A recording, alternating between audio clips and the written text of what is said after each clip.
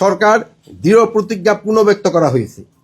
সামাজিক যোগাযোগ মাধ্যমে গুজব এবং অপপ্রচার প্রতিরোধ এবং উস্কানিমূলক বক্তব্য পরিহারের বিষয়ে সভায় বিস্তারিত আলোচনা হয়েছে।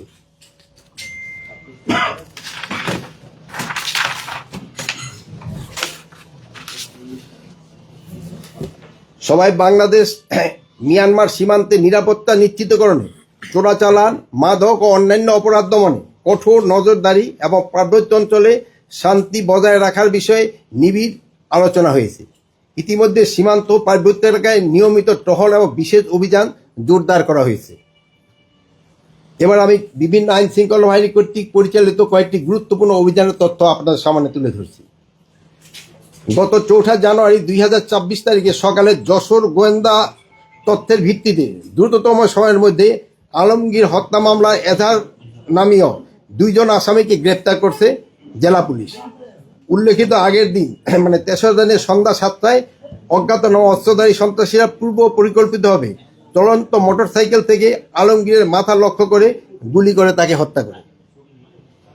3রা জানুয়ারি 2026 তারিখে খুলনা মেট্রোপলিটন পুলিশের গোয়েন্দা শাখা বিশেষ অভিযান চালিয়ে আন্ডারওয়ার্ল্ডের শীর্ষ সন্ত্রাসী চাঁদাবাজ কাজী রায়হানকে ঢাকা জেলার সাভার এলাকা থেকে গ্রেপ্তার করেছে।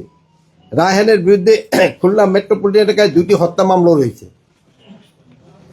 গত 3রা জানুয়ারি 2026 তারিখে গোপন সংবাদের ভিত্তিতে কিশোরগঞ্জ জেলার সদর থানাধীন এলাকায় অভিযান পরিচালনা করে র্যাব 8 এবং র্যাব 14 2টি টিম শরীয়তপুর জেলায় ডামুড্ডা থানাধীন এলাকায় ঔষধ ব্যবসায়ী খোকন দাস হত্যা মামলায় 3 জন আসামিকে গ্রেপ্তার করে।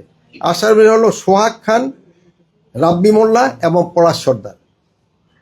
গত 1 জানুয়ারি 2025 তারিখে গোপন সংবাদের ভিত্তিতে র্যাব 4 ডিএমপির পল্লবী থানায় লালমেটিয়া উচ্চ বিদ্যালয় এলাকায় অভিযান পরিচালনা করে একটি বিদেশি পিস্তল, একটি বিদেশি রিভলভার এবং 11 রাউন্ড গুলি সহ 3 জন অস্ত্রধারীকে সন্ত্রাসীকে গ্রেপ্তার করে।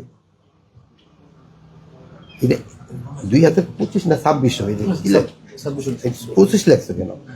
গত 1 জানুয়ারি 2026 তারিখে গোয়েন্দা তথ্যের ভিত্তিতে র্যাব 12 কুষ্টিয়া জেলার দৌলতপুর থানাধীন এলাকায় অভিযান পরিচালনা করে একটি বিদেশি রিভলভার, একটি বিদেশি পিস্তল ও একটি ম্যাগাজিন ও 5 রাউন্ড গুলি এবং 2 রাউন্ড খালি